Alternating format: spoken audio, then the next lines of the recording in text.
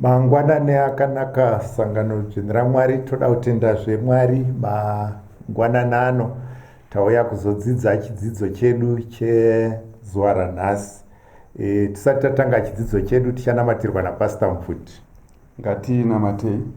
Baba uri kumusoro kudenga, muzita raJesu muponesi wedu, tokutendai mangwanani ano apo matidzosa zvekare kuzodzidza chidzidzo chechikoro cheSabata. Musatitendera kuvhura shoko renyu imi musipo, saka tinokumbira uvepo hwenyu tibatsire tichadzidza chidzidzo ichochi chikotibatsira mukati mekurarama kwedu, chititungamirirai mukova nesu. Tinamata zvose naKristu tenzi wedu, amen. Amen.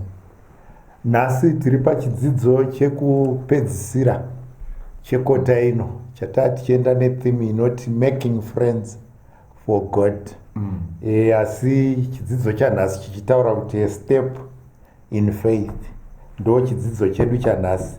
Vhesi rechidzidzo chedu ivhesi rakajairika zvikuru, chinowanikwa kuna Philippians chapter 2 verse 5 to 7 inoti waino moyo so akanga uri muna Kristu Jesu, kuti kunyange akanga ari Mwari haana kuti kuenzana naMwari chinhu chinofanira kubatisiswa, asi akazvidurura akawanikwa ari mufananidzo wemuranda womunhu kusvikira parufu. Saka tinoona pano mufundisi denga richiita nyasha dzekutumira Kristu Jesu kuti auye kuzodzikinura pasi. Kristu chaakawinga akauya kuzopangidza chimiro chaMwari, karekta yaMwari yerudo, uyezve waine chinangwa chekudzikinura munhu akanga aputsika muchitema, akafanira kufa nokusingaperi kuti adzikinurwa aponeswe awane upenyu husingaperi. Now sacrifice yakaitwa naKristu kana kuti cost yeredemption yekudzikinurwa kwedu haigoni kuzadzikiswa value yacho mufundisi kusvikira wanhu waponeswa, wanhu wose wadzikinurwa. Kumusoro kudenga sezvinotaura zvakazarurwa, kubwinya, tapfekedzwa nekorona dzinopenya, kufara, ndo panozadzikiswa mutengo wekudzikinurwa kwatakaitwa. Now ukaverenga Steps to Christ papeji 78, naungoverenga kaquotation karipo kanotiko, no sooner has one come to Christ than there is a strong desire in his heart to make known the salvation to others of what a precious friend and savior kwaasangana naye ari Jesu Kristu, kuti azivise vanhu this sanctified truth cannot be shut in his heart.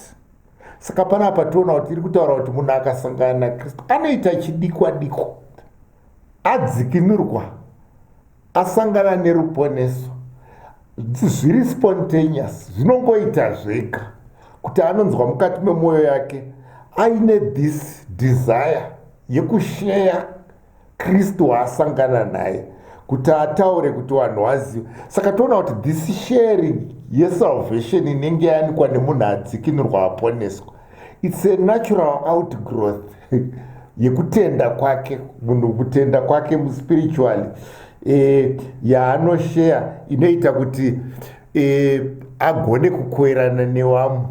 Achikoerana nayo nevamwe kudaro, tinowana example yevapostori wekutanga wadzidzi waKristu, that to make a sacrifice, wakaita sacrifice huru.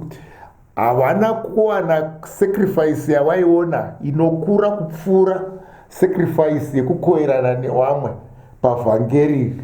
Muchaona kuti wakasangana nemidzi yakawanda, wakasangana nepersecution, wakasangana neoppression, wakasangana even nerufu, wachikoerana nevanhu. Saka muchiona kuti kuvhangirira Mwari kuti vanhu vawane ruponeso. Saka nesuwo patinogamuchira kuponeswa kaKristu, we need to take that step of faith yekusiya, yekusacrifice, toita rudo nemwoyo wakanga uri muna Kristu Jesu, wekuzvipira, wekuzviramba, kuti tiende kuti vazhinji wawane ruponeso, wagoponeswa muumamba. Mene kuti mune chekuwedzera ifundiswa. Mukatarisa pamemory text, pamaverenga memory text, iri kuti vaine mwoyo waive muna Kristu Jesu. Vhesi iri kuedza kuburitsa kuti mwoyo wakanga uri muna Kristu Jesu ndiwe kusarenda. Is right. All right. Anga ane marights ehumwari, but he had to surrender those rights. Ozviita muranda. Saka muchaona kuti isusu manje tiri kunzi tive nethat same mind yaive iri muna Kristu Jesu. Kureva kuti sevateveri vaKristu tinofanira kunge tiri vanhu vanokwanisawo to surrender our rights or to sacrifice our rights for the benefit of others. Right. But mukatarisa the issue of surrendering our rights, it's not a natural thing. Hazvimo matiri. Hatizvigoni kuzviita. Saka mukatarisa pane zvinhu 2 kuti tigone kusarenda kana kuti tigone kuve nemwoyo wakanga uri muna Kristu Jesu. Pane zvinhu 2 zviri kutsvagwa. 1, tiri kufanira kuaccepta kana to experience Christ. Kana taexperience Christ, taamuna Kristu, the issue of surrendering our rights haizoite a problem.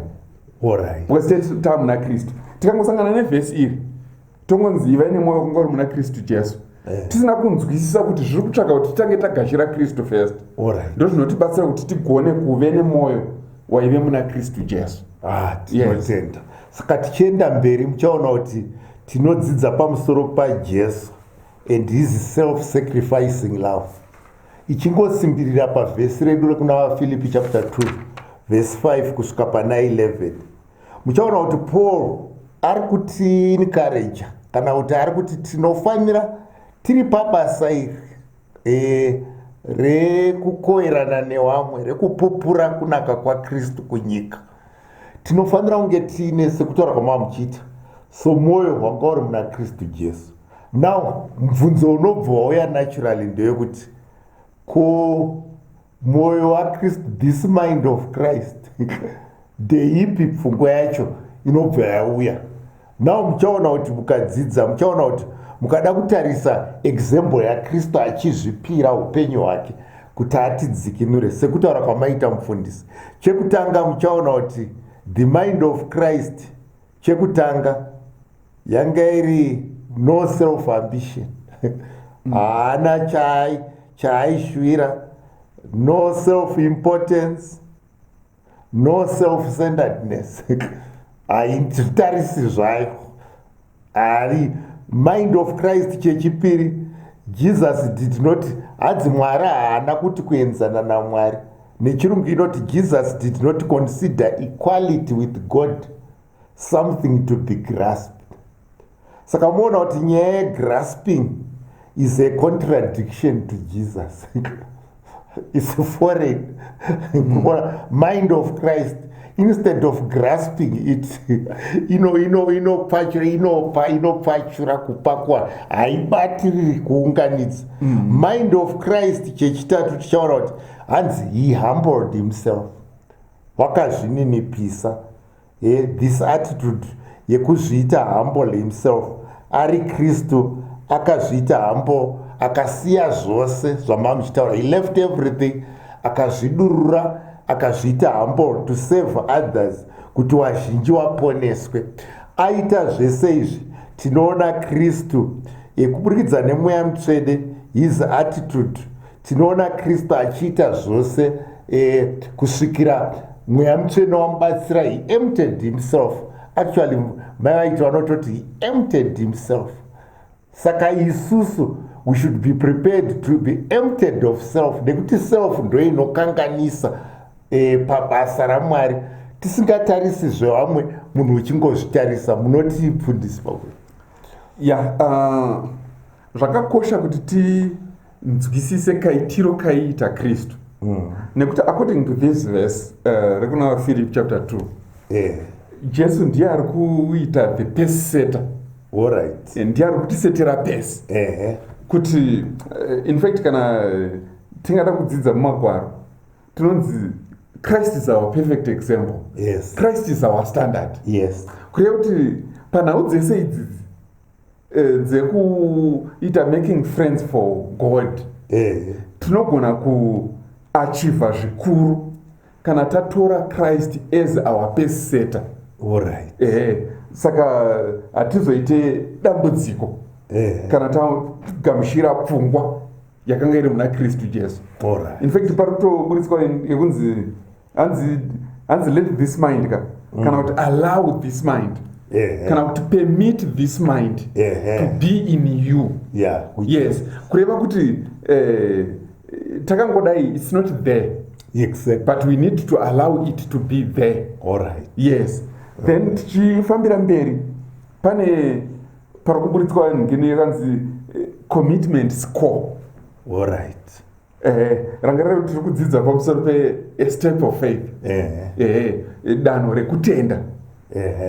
Saka patiri kudzidza commitment score, pfungwa yatiri kuburitsirwa apa, tiri kudzidza pamusoro pevarume vana Peter na John. Right. Pfungwa dzatiri kuburitsirwa apa ndedzekuti vana vanga vane zvavaitoita mukati mekurarama kwavo, vane zvavanga vakatotarisira mberi kwavo, handitika. But zvese izvo zvakadaro, Kristu paanosvika pagungwa paya achiti siyai zvamuri kuita, nditeverei, ndikuitei varedzi vevanhu, tinoona they decided to make that commitment. All right. Yekutanga kutevera Kristu.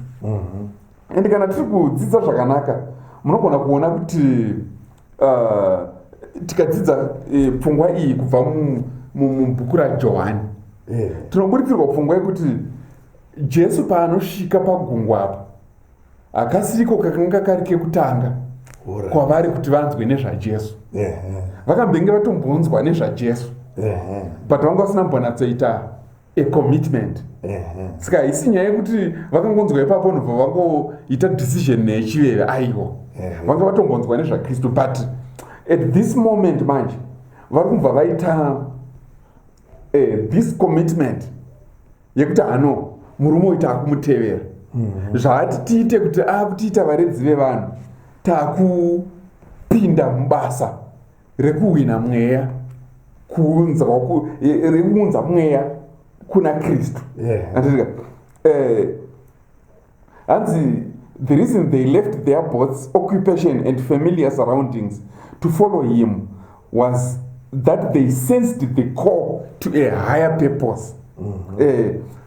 Parizoburitsira mapfungwa yekuti vamwe vachaita mubvunzo manje kuti saka chidzidzo chiri kuedza kutaura kuti chatisiyei here mabasa edu atiri kuita kwatiri kutoshanda kare kuti tiuye kuzoita zvekuve varedzi vevanhu.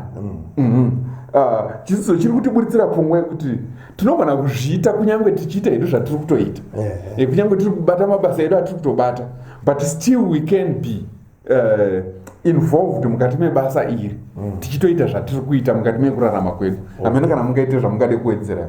Ndaona kuti pavarume ava vose wana Simon Peter naAndrew naMatthew tax collector vachidanwa naJesu, ndaona kuti pakudanwa kuti munhu azotevera Kristu wachienda kundoita vavedzi vevanhu, pane encounter experience inoitika. Paencounter experience inoitika, chekutanga yeawareness yamava muchitaura kuti wanga wakambonzwa nezvaJesu. Panoita awareness. Awareness yauya poita inonzi realization wokuti kuna muponesi, ndaifunga kuti ndo upenyu zvawe, kuna akatondisunungura, tine rwiyo ndawana shamwari yakandida ndisingazvizivi kuti kutori neupenyu realization. Warealiza izvozvo zvese poya period of decision yekuti uyu Jesu murume uyu ndada kumutevera. Paita that realization panozoita a unique encounter. Muri kuona varume vakasangana naJesu. Yes. But wanga wakambozvidzwa nezvake. No, pochiita encounter chaiyo. Encounter yaitika. Then encounter kana yaitika, then wochiita incorporate zviya zvose zvawakasangana nazvo muupenyu, zvawakadzidza nezvawakanzwa nezvawasangana nazvo, wochizviisa reality muupenyu.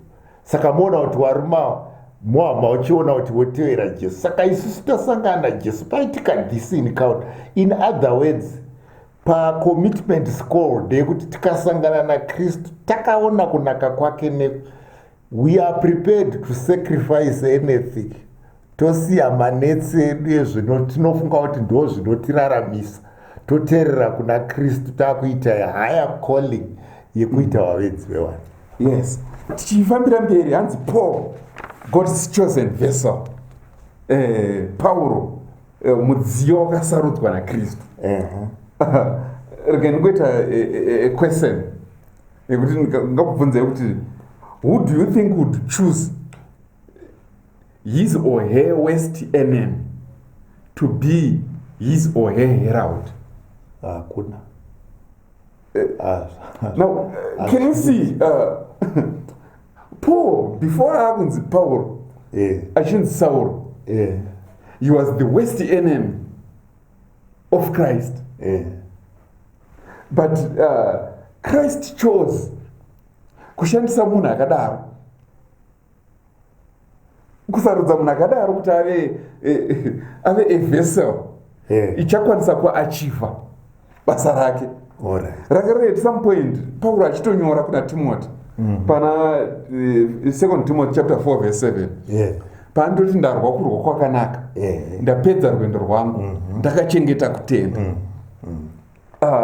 Saka Kristu ari kutora chisingatarisirwe, the least expected, his worst enemy, to be munhu achamhanya nevhangeri. Saka muri kuona pari kutorwa Pauro, pari kutorwa this Samaritan woman, pari kutorwa the demon possessed, pari kutorwa tax collectors. Mungatasa tax collectors ka, they were hated in the society.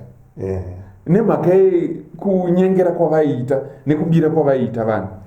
But Christ is using such kind of people to reach his goal. Saka kuti Mwari anogona kushandisa even a vessel inogona kunge isingatarisirwi kuti inogona kufambisa vhangeri iri. But zanzi Paul never stopped running towards the goal since he met Jesus.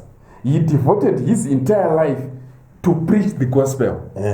Skanzi Paul kubva musi agashira Kristu, paakangonzi on your marks get set go, haana kumira. Yes, ndo pari kutoti pakuzopedzisira ndo pari kutoti ndarwa kurwa kwakanaka, ndapedza rwendo rwangu, ndakachengeta kutenda. Ameno mungete zvokuwedzerera. Ndo panoratidza kukura kwerudo rwaMwari. Pane commitment yelove yekuti zvamataura kuti ufunga vanhu vakaita semukadzi wepatsime, vanhu vanosarudzwa naMwari kuti wave waparidzi, kana kuti zvapupu zvaJehovha pamusoro pekunaka kwaMwari. The worst of sinners, the chief of sinners, wakaipa, wana Zakeo tax collectors, mhondi, wana Paul aiwe mhondi, ukuti anonyatsodzwisa kudzama nekukura kwerudo nenyasha dzaMwari. Ndo panoona onyatswa example yekuti Mwari kukura kwerudo rwake kwakaita sei, ndo panobuda rudo rwake. Tichienda mberi chitaura the demands of love, tinoona una John chapter 21 verse 15 kusvika kuna 19, Jesu ari kutaura kuna Simon Petro, Simon unondida here iwe? Hai she hongu ndinokudai, fudza makwai angu. Anobvudzwa ari wechipiri, Simon unondida here? Hai she ndinokudai, fudza makwai angu. Anobvudzwa zve rechitatu, dakara kuti zvakutomunetsa kuti kosha hawandidzikisise. Yes. Kuti inge munozviziva Ishe, fudza makwai angu. Demand of love iri kutaurwa pano. Now muchaona kuti Jesu ari kuti kuna Simon, Simon unofunga kuti unondida ini, pane marudo handizi indoda kungobata mairi mufundisi akawanda. Pane amunoti agape. Yes. Naika inonzi unconditional love. Ameno ndizvo here inonzi unconditional love. Poita ye brotherly love inonzi fellows ye brotherly love. Yekufila isiri genuine yehuman, isina kudza pamwe iri conditional iyoyo topoti iita mboti unconditional iri conditional. Ndo yanga ina Peter achifunga. Now Jesu anoda kunyatsomuratidza kuti Peter iwewe yaunofunga kuti unondidaka yairi asiri handirwo rudo chairo. Remember iwewe ndaakuroerwa pamuchijikwa Peter, wakandiramba kangani pacrucial time yaifanira kundimirira chaiko, uchifunga kuti ndo pawakandiramba katatu pawaifanira kundimirira chaiko. Asi yezvinoona hauna that love, iwewe yauri kufunga kuti iri human. Saka inini Peter toda kuti unyatsonzwisisa. Saka Peter, kana uchiti unondida, if your love has to grow to the level tisvike bvini the level ya Christ, enda pabasa. Amekona demand of love. Iye kana une that rudo irwo, unarwo rudo irwo rwokuti enda pabasa, fudza makwai angu. Ndo point yekutanga. Point yechipiri, Peter anga asiri miki. Muzwa Peter aivhevhuka. Akanga ari asiri miki. Edi kuti aite basa iri, kuti aite miki, it required him kuti adzidze kuenda munda maMwari 1, 2 adzidze kuti aone kuti 1 iyewo mutadzi and vanhu vaari kuendera vatadzi, iye mutadzi akasunungurwa akaregererwa. Saka as a result of this arealize his weakness, aizondonyatsobata vanhu nerudo nemutsa with sympathy, achiziva kuti these souls are as fragile as weak mavessels akaita sedi. Ozwa ukaenda waina attitude mufundisi yekuti ndinoziva zvese, usiri miki, hauna patience nemweya wanhu, ndio kuti ukatadza kuti sei kwari kutadza hauna hanya nawo and so forth and so. Saka mukristu anoda kunyatsoita draw attention Peter kuti rudo harusi rworufu. Harusi rworufu. Rudo is so deep yekuona kuti uyu munhu uyu akangoita seni, hapana inini pamwe nditori worse than, asi rudo rwaKristu ndo rwatinyi. So the way we share the word of God nehama dzedu, kuti rukure rudo rwuyorwo, kutofudza makwai, kuenda mumunda waMwari, kushaya shoko. Munoti mufundisi mune chekupa and demand of love. Jesu ane mienzaniso yaanoshandisa pakutaura kana kuti pakupasa message yake. Like in this case, Peter ari kunzi chengeta hwai dzangu. Pekutanga anonzi chengeta, pechitatu anonzi fudza, but pesa pari kunzi hwaika. The third time anonzi chengeta makwayana. Pfungwa iri kuedza kuburidzirwa Peter ndeyekuti sekutaura kwamaita kuti Peter anga ari munhu wekuti anogona kutanga kutonetseka kuti vanhu ava havazivi Kristu here, wai vari kutadza katadziro kavari kuita. Saka Christ was preparing him.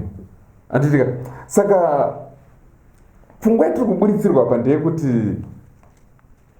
kachengeterwo kanoitwa hwai nekachengeterwo kanoitwa makwai kakasiyana. Saka Peter ari kuburitsirwa pfungwa kunzi learn to differentiate hwai nemakwayana. Because K inoda hwai neinoda makwayana zvakasiyana. Saka iva neziso rinogona kuona kuti iko zvino ndiri kudhila nehwai, iko zvino ndiri kudhila nemakwayana. Yes, saka ukafananidza treatment yemakwai netreatment yehwayana, zvino panogona kuita dambudziko.